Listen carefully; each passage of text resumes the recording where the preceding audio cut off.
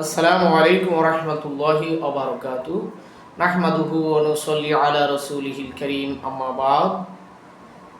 আমি হাফেজ মাওলানা মোহাম্মদ ফারুক হুসাইন আজকে আপনাদেরকে কিছু মেসেজ দিব।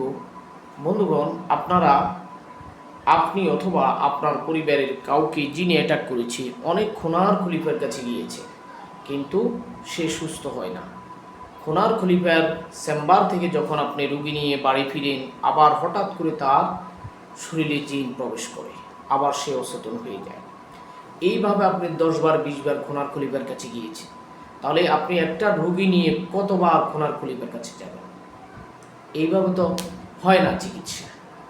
আপনাকে এমন একজন ডাক্তারের শরণাপন্ন হতে হবে, আধ্যাত্মিক চিকিৎসকের শরণাপন্ন হতে হবে, যার কাছে চিকিৎসা নিলে রুগী নিয়ে বারবার চেম্বারে যেতে হয় না।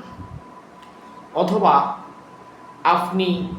আপনার জন্য এমনভাবে ব্ল্যাক ম্যাজিক করা হয়েছে, এমনভাবে বান মারা হয়েছে, সুয়া করা হয়েছে, মেয়াদি তাবিজ করা হয়েছে, বিচ্ছেদ করা হয়েছে, বন্ধ করা হয়েছে, আপনি কোনোভাবেই উত্তরণ আপনার হচ্ছে না। অনেক খুনার খলিফা দেখিয়েছে, অনেক হুজুর কাছে গিয়েছেন, কিন্তু কেউ আপনাকে ট্রিটমেন্ট করতে পারে নাই। বন্ধুগণ, আজকে আমি আপনাদেরকে মেসেজ দিব, আল্লাহর জমিনে একজন ডাক্তার যদি যেই কাজ পারে না, অন্য ডাক্তারের কাছে রেফার করে। মাইজদিতে আমার বাসা চেম্বার হলো নোয়াখালী মাইজদিতে।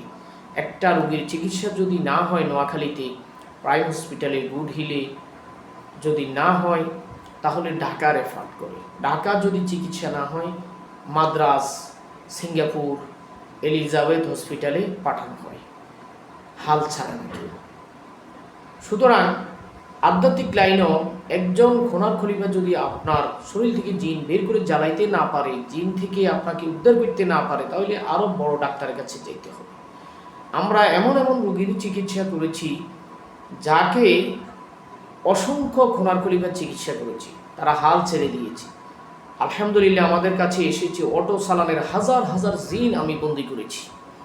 আল্লাহর রহমতে পুরো ফ্যামিলি সুস্থ হয়ে গেছে। এমনও ফ্যামিলি তাদের কোটি কোটি টাকার সম্পদের লোভে জিন সালান করে দিয়েছে, অটো সালান করে দিয়েছে। সন্তান, পিতা মাতা সহ সবাইকে ডিস্টার্ব করার জন্য জিন লাগিয়ে দিয়েছে।